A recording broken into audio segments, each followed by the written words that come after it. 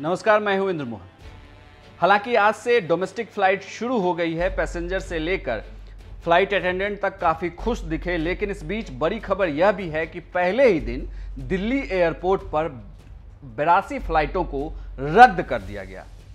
कई राज्य सरकारों ने यह कहा कि अभी वो कम से कम फ्लाइटों को अपने राज्य में उतरने की परमिशन देना चाहते हैं। वो नहीं चाहते कि पहले की ही तरह दिन में अगर 100 से ज़्यादा फ्लाइटें लैंड करती थी तो वो फिलहाल लैंड करें।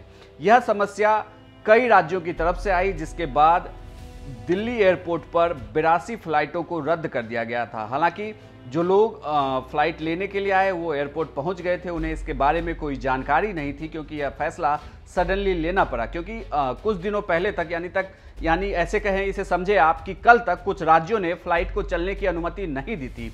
राज्य सरकारें लगातार इस मुश्किल में थी कि क्या उन्हें फ्लाइट को चलने के लिए परमिशन देना है या नहीं। इसमें महाराष्ट्र जैसे राज्य भी थे। उद्धव सरकार ने रात को यह फैसला किया कि वो उड़ान की परमिशन दे सकते हैं, लोग वहां उतर सकते हैं, लेकिन उन्होंने ये भी कहा कि मुंबई चूंकि रेड जोन में है, इसीलिए वो चाहते हैं कि कम से कम पैसेंजर मुंबई पहुंचे। और यही हुआ है कि मुंबई की फ्लाइटें कम कर दी गई हैं। मुंबई जाने वाली फ्लाइटों को कम कर दिया गया है, और जिसकी वजह से आप ऐसे समझें कि पोर्ट ब्लेयर, कोलकाता, हैदराबाद, मुंबई और इंदौर की सुबह की फ्लाइटों को कैंसिल कर दिया गया। ये बड़ी खबर है कि कुछ राज्यों ने, हालांकि पश्चिम बंगाल की तरफ से भी ममता बनर्जी लगातार ये कह रही थी कि वो चाहती हैं कि कुछ दिनों के बाद से फ्लाइट सेवा शुरू की जाए, और ऐसा ही फैसला रात को हुआ भी है कि अब वहां पर फ्लाइटें जो हैं वो 28 तारीख को शुरू की जाएंगी। लेकिन चूंकि टिकट की बुकिंग हो चुकी थी और यात्रियों तक ठीक से यह मैसेज नहीं पहुंचा, जिसकी वजह से यात्री दिल्ली एयरपोर्ट पर भी पहुंचाएं। लेकिन इस वक्त बड़ी खबर है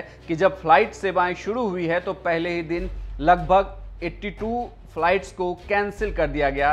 ये पैसेंजरों के लिए थोड़ी सी मुश्किल वाली खबर है, क्योंकि लॉकडाउन की वजह से वो जैसे तैसे एयरपोर्ट तो पहुंच गए थे, लेकिन अब उनकी फ्लाइटें कैंसिल हो गई है।